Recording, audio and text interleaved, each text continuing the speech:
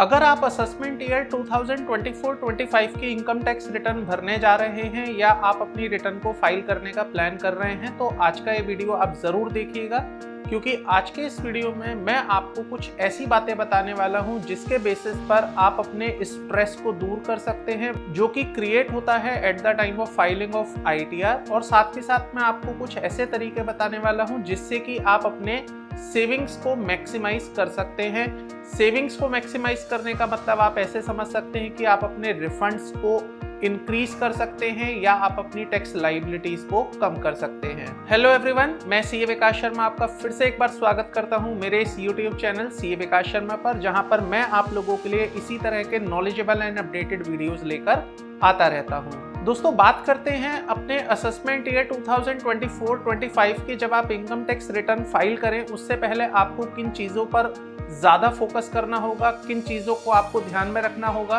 ताकि आप income tax return file करते समय स्ट्रेस फ्री रहें और अपने सेविंग्स को आप ज़्यादा से ज़्यादा कर सकें। इसका मतलब आप अपनी टैक्स लायबिलिटीज को रिड्यूस कर सकें। तो मेरे इस डिस्कशन में जो सबसे पहला पॉइंट निकल कर आता है दोस्तों, that is the stay organised. दोस्तों, जब भी आप अपनी इनकम टैक्स रिटर्न फाइल करने बैठे तो आप उससे पहले अपने सभी डॉक्यूमेंट्स को रेडी कर लीजिएगा जो आपको इनकम टैक्स रिटर्न फाइल करते समय रिक्वायर्ड होते हैं। जैसे मैं एग्जांपल के लिए बात करूं, अगर आप एक सैलरीड क्लास पर्सन हैं तो आप अपने हाथ में फॉर्म 16, बैंक स्टेटमेंट्स, अगर इसके साथ आपके कोई FDs के इंटरेस्ट आए हैं तो उसके इंटरेस्ट सर्टिफिकेट्स और ऐसी कोई भी अगर आपके पास इनकम है तो आप उन इनकम के डॉक्यूमेंट्स को पहले से अपने पास रेडी रखिएगा ताकि at the time of filing of income tax return आपको डॉक्यूमेंट्स के लिए इधर उधर ना भागना पड़े और आपको किसी प्रकार की परेशानी ना हो जब आप अपनी इनकम टैक्स रिटर्न बना रहे हो। क्योंकि अक्सर कर दोस्तों क्या होता है, जब हम अपनी इनकम टैक्स रिटर्न बनाने बैठते हैं उस समय पर कुछ और चीज़ें हमारे सामने निकल कर आती हैं और उस पॉइंट ऑफ टाइम पर उन डॉक्यूमेंट्स को, पेपर्स को अरेंज करना काफ़ी मुश्किल हो जाता है। अक्सर कर अगर आप एंड मोमेंट पर अपनी इनकम टैक्स रिटर्न फाइल कर रहे हैं तो उस समय पर तो ये डॉक्यूमेंट्स रेडी करना या उनको अरेंज करना काफ़ी मुश्किल हो जाता है। तो ऐसे में आप इस बात का खास ध्यान रखें कि आप अपने सभी डॉक्यूमेंट्स और इनकम की डिटेल्स को अपने पास रेडी रखिएगा जब आप अपनी इनकम टैक्स रिटर्न फाइल कर रहे हो। तब बात करते हैं अपने सेकंड पॉइंट की, that is the claim deductions and exemptions. दोस्तों, इनकम टैक्स में ऐसा नहीं है कि हर जगह पर आपसे इनकम टैक्स ही लिया जाता है। इनकम टैक्स में there are so many benefits in respect of deductions as well as exemptions जो आपको इनकम टैक्स में अवेलेबल होती हैं। तो जब भी आप अपनी इनकम टैक्स रिटर्न फाइल करने का प्लान करें, आप पहले से ये देख लें कि कौन कौन से डिडक्शंस हैं जो आप ले सकते हैं। There are so many deductions under income tax act, section 80C से लेकर 80U तक बहुत सारे डिडक्शंस हैं। इवन दोस्तों, अलग अलग हेड्स ऑफ इनकम में बहुत सारे एग्जेम्पशंस हैं जो आप लोगों को दिए जाते हैं। अगर मैं बात करूं सैलरी के अंदर तो HRA का एग्जेम्पशन है, LTA का एग्जेम्पशन है और इस प्रकार के बहुत सारे एग्जेम्पशंस हैं जो आप लोगों को प्रोवाइड होते हैं। आप उनका बेनिफिट क्लेम कर सकते हैं। इसी तरह से अगर आप रेंटल इनकम से अपनी कोई इनकम कमाते हैं तो वहाँ पर आपको इंटरेस्ट की डिडक्शन मिल जाती है जो इंटरेस्ट आपने अपने होम लोन पर पे किया होता है। 30% का आपको एक स्टैंडर्ड डिडक्शन मिल जाता है। द सेम वेज अगर आप अदर सोर्सेज में कोई इनकम कमाते हैं तो वहाँ भी आपको बहुत प्रकार के डिडक्शंस दिए जाते हैं और बहुत सी इनकम तो ऐसी इनकम होती हैं जिस पर इनकम टैक्स लगता ही नहीं है, जिसको कि हम एग्जेम्प्ट इनकम के नाम से जानते हैं। तो जब भी आप अपनी इनकम टैक्स रिटर्न फाइल करें, मेक श्योर कि आप डिडक्शंस एंड एग्जेम्पशंस का बेनिफिट क्लेम करना ना भूलें, क्योंकि ये डिडक्शंस और एग्जेम्पशंस ही हैं जो आपकी टैक्स लायबिलिटी को रिड्यूस कर देती हैं। दोस्तों, बात करते हैं तीसरे पॉइंट की। तो वहां पर मैं कहूंगा आपको कि आप अपने इनकम टैक्स रिटर्न को हमेशा टाइमली फाइल करें, बिकॉज अगर आप अपनी इनकम टैक्स रिटर्न को टाइमली फाइल नहीं करते हैं तो उसके कॉन्सिक्वेंसेज में आपको लेट फीस और पेनल्टी इंटरेस्ट पे करने पड़ते हैं। अगर आप अपनी income tax return late file करेंगे तो अननेसेसरी आपको 1000 या 5000 का लेट फीस पे करना पड़ेगा। साथ ही साथ अगर आपकी कोई टैक्स लायबिलिटी बन रही है तो उस पर अननेसेसरी आपको इंटरेस्ट की पेमेंट करनी पड़ेगी। तो ऐसे में आपके पास एक सफिशिएंट टाइम है। अगर आपका नॉन ऑडिट वाला केस है तो आप 31 जुलाई तक अपनी इनकम टैक्स रिटर्न फाइल कर सकते हैं। 31 जुलाई तक अभी भी काफी समय है, तो आप अपने आप को अकॉर्डिंगली प्लान कर सकते हैं, अपना शेड्यूल देख सकते हैं कब आप इनकम टैक्स रिटर्न बनाने के लिए प्रिपेयर रहेंगे और कब आप उसको फाइल कर पाएंगे। बट मैं ऐसे में एक चीज़ और बोलना चाहूँगा, आप 31 मई तक अपनी इनकम टैक्स रिटर्न फाइल करने की कोशिश ना करें अगर आपका TDS डिडक्ट होता है तो, क्योंकि अभी Q4 की रिटर्न नहीं गई है काफ़ी लोगों की TDS के रेस्पेक्ट में, तो आपके TDS में 26AS और AIS में Q4 का TDS दिखाई नहीं देगा, जिसकी वजह से हो सकता है इन्फॉर्मेशंस गलत कैप्चर हो और आपकी रिटर्न को बाद में रिवाइज करने की ज़रूरत पड़ जाए। बात करते हैं दोस्तों अपने नेक्स्ट पॉइंट की, that is the take a help from professional. दोस्तों वैसे तो इनकम टैक्स में और इनकम टैक्स रिटर्न में काफ़ी चीज़ें बहुत ज़्यादा आसान हो गई हैं, यूज़र फ्रेंडली हो गई हैं। आप लोगों को मुझे लगता नहीं है बहुत ज़्यादा कहीं दिक्कत आएगी जब आप अपनी इनकम टैक्स रिटर्न फाइल कर रहे होंगे।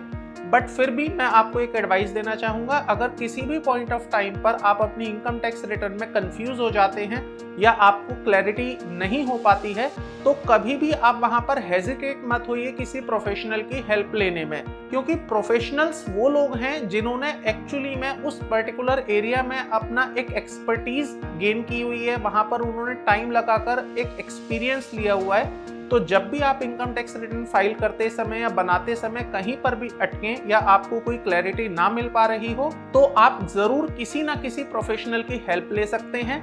वहां पर आपकी ITR एक्यूरेट जाएगी और उससे आपको फ्यूचर में किसी भी प्रकार की कोई समस्या जो बन रही होगी वो नहीं बनेगी। इवन दोस्तों प्रोफेशनल्स आपको एक्चुअली में हेल्प करते हैं उन चीज़ों को भी आइडेंटिफाई करने में जो आपको नहीं मालूम है। जैसे हो सकता है इनकम टैक्स में कुछ ऐसे डिडक्शंस हों, कुछ ऐसे एग्जेम्पशंस हों जिनके बारे में आपको आइडिया ना हो, आप अपडेटेड ना हो उनके बारे में, तो प्रोफेशनल्स आपको वहां पर भी गाइड करते हैं और आपकी टैक्स लायबिलिटी को कम से कम करने में आपकी पूरी हेल्प करते हैं। बात करते हैं दोस्तों अपने अगले पॉइंट की, दैट इज स्टे इन्फॉर्म्ड। दोस्तों वैसे तो इनकम टैक्स ने काफ़ी सारी चीज़ें पब्लिकली अवेलेबल करवा रखी हैं जिसके बेसिस पर आप एक अच्छा खासा नॉलेज गेन कर सकते हैं, बट स्टिल इनकम टैक्स में कभी कभी कुछ ऐसे एरियाज भी होते हैं जहां पर रेगुलरली अपडेट्स आते रहते हैं और आपके लिए ज़रूरी हो जाता है कि आप इनकम टैक्स रिटर्न फाइल करने से पहले उन अपडेट्स को जान लें।